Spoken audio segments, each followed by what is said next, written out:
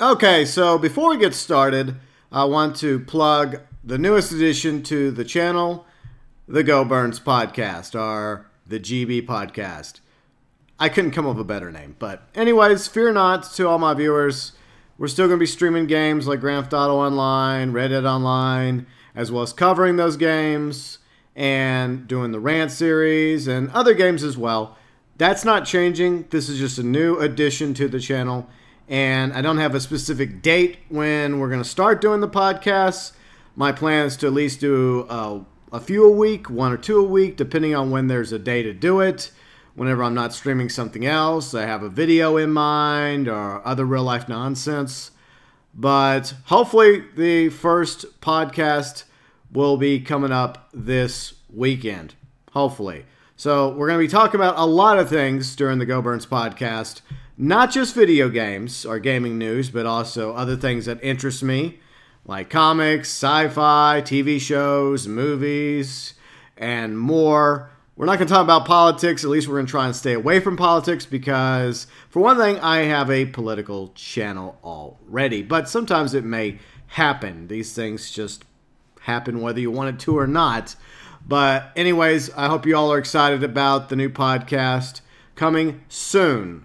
Hopefully sometime by this weekend. Now that we got that out of the way, let's go ahead and talk about the new strike system by YouTube. So this is going to be very similar to how the podcasts are going to be. This is, I guess you could say, like a small taste, beta run, trial run, whatever you want to call it. And the only difference is during the podcast, it'll be live. And I will be interacting with you guys via the chat. So I'll get your thoughts about what you think about this issue or that topic or whatever we're discussing, whatever happens to be brought up during or before the podcast. It'll be a lot more interactive than this. But, you know, this basically is what it's going to be, but not recorded. So this article, linked below in the description section, making our strikes system clear and consistent. YouTube is updating the way that they give community guideline strikes to a new, simpler system. They worked with creators to understand what's working and what's not, and we told them that consistent enforcement, clear policies, and transparency about the impact of the strike are most important. So YouTube's introducing more opportunities for everyone to understand the policy, a consistent penalty for each strike, and better notifications. By the way, this little video, about a minute long or two, it gives you kind of a basic idea, a premise of what the new strike system is going to be all about. See, more opportunities to learn YouTube's policy. Although 98% of us never break the community guidelines, they are vital to making YouTube a strong community and balancing freedom of expression with the freedom to belong. That's why from the earliest days, YouTube has relied on a 3-strike system and email notices to give everyone a chance to review and understand what went wrong before they face the more severe consequences. And it works. 94% of those who do receive a first strike never get a second one. YouTube wants us to be given more opportunities to learn their policies. So starting on February 25th, all channels will receive a one-time warning for the first time that they post content that crosses the line, with no penalties to the channel except for the removal of the content. This is to make sure that everyone gets the time to learn about the community guidelines and then can quickly get back to creating great content and engaging with the audience in a way that complies with the rules. So I believe this is going to be for everybody. New YouTubers, old content creators and streamers, starting on February 25th, I guess everyone's going to get a warning, a one-time warning. Along with this new warning, YouTube is expanding the policy resources available in the Help Center to give more detail about what behavior will result in a strike. This includes new detailed examples of the kind of content that YouTube commonly sees that breaks the rules. Consistent strikes across all YouTube. YouTube is also making a penalty for violating the community guidelines, the same wherever it happens. While most strikes result from videos, the community guidelines cover all content on YouTube, including stories. Custom thumbnails are links to other websites included in the video's description. As see previously, not all the strikes had the same penalty on the channel. For example, the first strike on videos would trigger a 90-day freeze on live streaming. Second strikes would result in 2-week freeze on new video uploads. They've heard from many of us that this was confusing and the penalty didn't match the source of the strike. Now, based on feedback, the community guideline strikes will have the same penalty. As mentioned, everyone who uploads content on YouTube will now receive a warning. For the first time, their content crosses the line. Although the content will be removed, there will be no other penalty on the channel. There will only be one warning, unlike the strikes. So you only get one warning throughout the lifespan of your channel. It does not reset after 90 days. So you only get one warning, FYI. Bullet points regarding the new strike system. The first strike will result in a 1-week freeze on the ability to upload any new content to YouTube, including live streaming and other activities. The strike will expire after 90 days. So if you get just one strike, it's basically a 1-week suspension.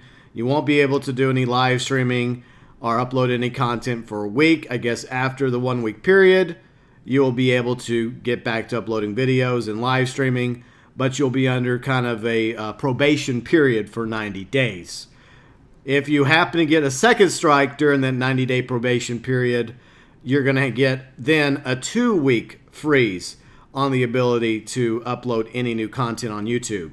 So that means this happens sometime after your first copyright. So you get a copyright strike, and then let's say about a month later, you haven't followed the rules, you're still going wild and crazy thinking you can do what you want, not following the community guidelines, and then all of a sudden you get your second strike within the 90-day period. That is an additional 2-week freeze. So right there, a total of 3 weeks of your account being suspended from the ability to upload live streams or content. Now, if you get a third strike during the 90-day probationary period, just like with the way it used to be and the way it's always going to be, your channel will be terminated. So my advice is keep your nose clean, follow the rules, and hopefully there'll be no issues, no strikes, and maybe you'll never even get a warning. But it does happen. You know, YouTube understands that, and I think that's one of the issues that a lot of the feedback they were getting was just stating. Is like, hey, sometimes, the rules are confusing. We don't know what's going on. We don't know why we got the strike, but that's where transparency comes in about the channel status. Finally, YouTube always wants to make it clear why the strike occurred, what it means for our channel, and the next steps that are available, including appealing the decision in case we think there was a mistake. And yes, mistakes do happen. We'll talk more about that in a minute. To that end, YouTube is making the email and desktop notifications clearer, so that's definitely a good thing. And they will provide more details on which policy was violated. YouTube's also adding new mobile and in-product notifications to make sure that we have all the important information about a strike available at a glance. These updates are part of the ongoing work to make sure that YouTube is the best place to listen, share, and create community throughout our stories. The strike system is an important way for us to help creators and artists understand when they've crossed the line by uploading content that undermines that goal, and your feedback has helped to make this system work better for the entire community. YouTube will build on this and all the progress that we've made over the past year by continuing to consult with us as they strengthen the enforcement and update the policies. YouTube wants to make sure that they're easier to understand and address the needs of the global YouTube community. Once again, this article linked below in the description section, and I sincerely hope that this makes it more clear as to what the rules are on YouTube so that new and old content creators and streamers can do a better job following the community guidelines and not get any copyright strikes. One thing I hope that they're working on as well is punishment for those that have chosen to weaponize the copyright strike system. Case in point, what happened to a few channels, I think last week, one of them being Review Tech USA, where they were basically under fair use with their video, and then they received a fraudulent copyright strike.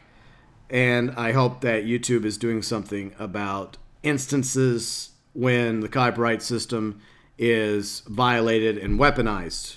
It happens, unfortunately, all the time.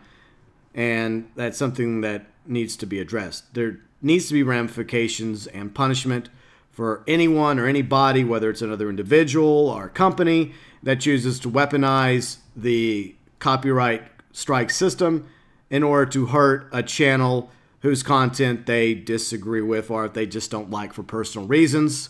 That's not an excuse to issue a copyright strike. So I would like to see some sort of blowback for anyone that issued false, fraudulent, weaponized copyright strikes against other creators and streamers, big or small.